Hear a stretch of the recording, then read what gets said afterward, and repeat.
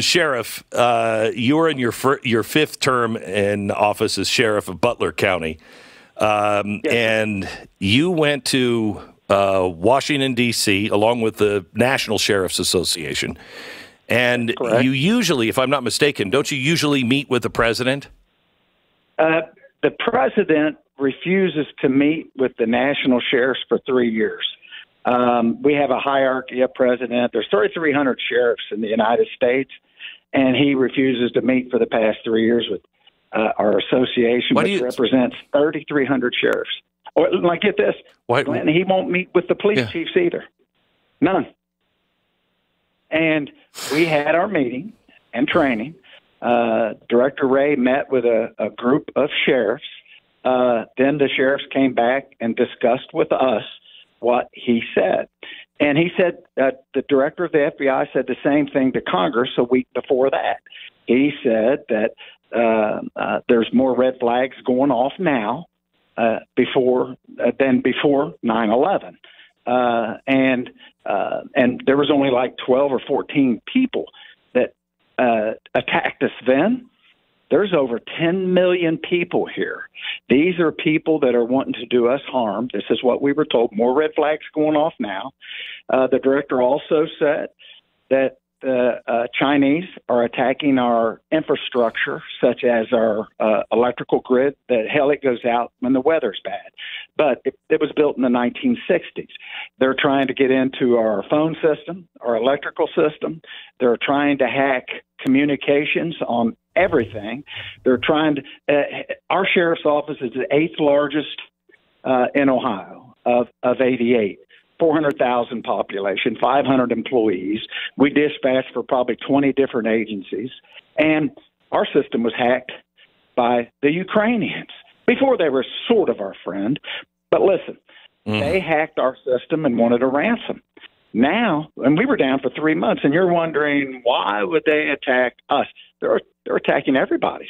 If anybody that's listening to this, your communications, universities, your water, your sewer, your election process, we get 5 times a day the Chinese try to get us, and 3 times in Butler a day, County. Yes, and 3 times a day the Iranians. Now, and then there's others. They try to get into your system. They want ransom.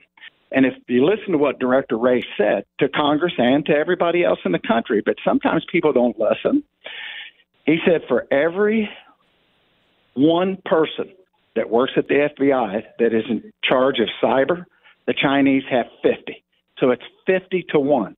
We have one person, they have 50 to every one that we have. And the reasoning for this is because disruption in America. If they go in, they want us to be busy, which we are, fighting 2 wars or involved in 2 wars, supplying all of our equipment, all of our guns, all of our treasury. And these people don't like us already, and we're killing them on their land, or they feel we're causing it. We've got 10 million people here in the United States that we don't know who the hell they are or where they're at. And again, we've had 20,000 Chinese military age adults come to the United States. Just in California, 20,000 so far this year. And there was like 300 in one day in California. That's just one sector. The Russians are coming in. I think the Chinese are coming in. Yeah. And they're destroying our country. The Chinese are shipping the fentanyl to Mexico. They're shipping it in. Now we have a northern border in Ohio, okay, Glenn? And they pulled a lot of the personnel from there to send them to the southern border. So now we got more drugs coming in from Canada into the United States, which Ohio parts with, and Michigan. And the drugs are coming in, the people are coming in, and I wanted people to know we're going to start training my personnel, and we're going to train the civilians. 30 people isn't much, but we're going to train them what to do when. Like, how do you get out of a building that is collapsed? How do you get out of that building? We're trying to tell people, and this is a university that's come and teach this class. We had it filled up within 30 minutes. Everybody. I'm in sheriff's training today, and other sheriff's agencies are getting phone calls. What can they do? Now, I don't want you to think I'm Doomsday Jones or Chicken Little. And I tell people, you can do what the Israelis done. They have a real strict gun policy in their country. You're not allowed to have guns unless you're in the military or the police. The police is the only thing that saved that country. What we were told, they were killed, they were murdered. One police station, the terrorists came in and killed 30 people, 30 policemen. The policemen only had handguns, and they didn't have enough ammunition. And the same people that came in there are the same people that are here in our country. And when they say 10 million people are here, go ahead. I was going to say, not all 10 million, but it only took 19 to do the World Trade Center. And in Canada, it was just announced that they are now going to take refugees from Gaza without any litmus test on anything. Well, our northern border is wide open. And, I don't think that you're preaching fear. I mean, people might be afraid of this, but you should be informed so you understand what we're facing. You'll understand what we're facing, and then perhaps you'll take action in your own community. I mean, I know here where I live, we have been talking about what do we do if there's a food shortage? What do we do if there's problems? How's the community going to come together? You need to do this, because if they just forget about the 10 million people that are here, which I agree with you is a massive threat. But if they just hack into our water systems, if they hack into our communications, you don't have communications in America for a week and a half. What do you think's going to happen? You have 72 hours before society starts to break down, because in 72 hours, the bad guys realize, wow, nobody's coming, and they take charge. It's not good. Look, the police is all we have, your local police. So, and look, the National Guard's not coming. The military's not coming. And people think, well, the military, the National Guard, they won't let this happen. They're not coming. You're on your own. Imagine people that are listening right now. When you lose your cell phone and you can't find it for an hour, you puke. You freak out. These people are working. And seriously, you go, we live on them. And people, imagine when you can't communicate. I've been in places, Katrina, where there was no electricity due to a natural disaster. And when you don't have electricity, you can't pump water. You can't pump gas. You can't go to the bank because the bank computers are all down. You can't go to the store. People freak out because you got enough groceries. You go to the store once a week. Listen, it's not a matter of if, it's a matter of when. And I'm not teaching doomsday or Chicken Little. These people are here. The lady that went to the church, Olstein's church, she targeted that church, what I seen on the interviews. She had Palestine wrote on her rifle, and she targeted the church. She took her child with her, I assume, so they wouldn't shoot her. But they had no choice because she was going for a bigger target. And this is one person. Yeah. And we know it's coming, Glenn, and it's here. And these people, the Chinese are so good at this. They have actually police stations within the United States. The Chinese do. I know they do. They have safe houses. I know they do. They have safe houses in every state. And if you live in a rural setting, you think, hey, I'm okay. You won't be okay, because what they're trying to do, we were told, we should all look at our local elections. They want to get in the heartland because they know that will create chaos. If you can get into New York and all, they expect that. And when it happens, it doesn't shock them after 9/11. But to get into rural America, different story. And that will send a shockwave. And again, I'm going to train my people. They're going to have rifles in every car, which they do now. They're going to have multiple magazines. And we're going to train differently. And I've got people calling from all over the country. We've had 14 million views on this. We've been on your show 2 days in a row.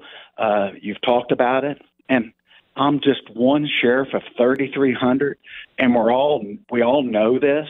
But when you stick your neck out like this, people attack you. Everything that I have said director of the FBI has said to Congress, none of this is a secret. And if you look at the tape of him talking to Congress, he said the exact same thing. And the reason is because during 9/11, the FBI knew these people were here training, but none of the rest of us knew. No locals knew. They communicate now, and it's all on us, and you got to do something about it. And what you got to do is when you're in a church, you got to look out because for some reason people attack these churches. And then we got our homegrown terrorists. So we're in a bad spot. And again, 10 million people, they're not all here to do us harm. But these Chinese, and I could go on, Glenn. Yeah. So let me take a quick break with you, and then I want you to tell the other sheriffs that might be listening what you're doing in particular, because it's my understanding you want the citizenry to understand they are the first responders. We'll go there in 60 seconds. The sheriff of Butler County, Ohio, his name is Richard K. Jones. He has recently been in Washington. The leaders of the Sheriff's Association met with the head of the FBI, Christopher Wray. He said exactly the same thing he's been saying in Congress, but nobody is paying attention to it. The press barely even listened to him while he was saying this. And it is not a matter of if, it's just a matter of when we are going to be hit hard on the inside of America. And part of that has to do, I think a big part of it has to do with we don't have any idea who's even here. We know that people on the terrorist lists have been caught, like 300, I think, have been caught trying to. How many have we missed? And how many are already here? And that's, as he said, even our own homegrown bad guys. We are in a very vulnerable situation right now. So, Sheriff, I've been reading what you have put out, and I know that you have ordered AR-15 rifles into every single cruiser, not just a few, more ammunition, more magazines. You've ordered more hazmat equipment. You're planning on expanding your Citizens on Patrol program. What does that mean? What is that? Well, Citizens on Patrol used to be and still is. We would volunteers, people would retire, they'd want something to do. We'd send them to a basic Citizens on Patrol Academy, a couple weeks where they can work the radio and they could be our eyes and our ears and talk to the community. We're relooking at that, and that we need to add people to that. People are so busy. It was always retirees before. We have a special deputy group, and we need eyes and ears because this is here, and that's what we're going to do. Listen, we're training our trainers so we can train more people. We can't train 400,000, but we're going to let people know, and we're going to try to get some stuff online to where you can sign up. Not everybody can or will. And we want our citizenry to be aware. If you're in a building, like I said earlier, the building collapses, how do you get through the drywall and get out? When you're in a church and there's a shooting, how do you get out? What do you do for safety? Take cover. And you go lock yourself in a door, a restroom door, and your alternatives are, you got two. One, try to get out. The other is you have to beg for your life if they come in. A third is you can have a weapon, and if you're allowed to carry a weapon into that area. Those are the only three alternatives. First one is get out. Right. The second one is if you can't, beg for your life. And the other one is you have a weapon for your own safety. And so we're looking at everything. We're trying to get our trainers trained to where we can train more people. And if anybody is looking at this, and it's just not the sheriffs in the country. The sheriffs are hired and fired by the citizens. Different than police chiefs. Police chiefs are appointed and by boards, and they have bosses. The sheriffs work for the people, and we refer to them as constitutional sheriffs. They work for the people. Their only boss is the people every time there's an election. They're not appointed, okay? And if you don't do your job, they'll fire you. We're fortunate that the sheriffs, it doesn't matter if you're a Democrat sheriff or a Republican sheriff. We're all in this together, and we're trying to figure it out. But the government, they were talking about drones. The locals have no technology. Hell, the terrorists buy their drones off Amazon, And if you watch the wars and the battles that are going on, all done with drones for the most part. And the government can only do so much. But if you're the local government, at most police departments and fire departments have drones. So this is the way that America was built, closest to you. You are the ones that are responsible for your own community. Sheriff, thank you so much. We'll talk again. Good luck.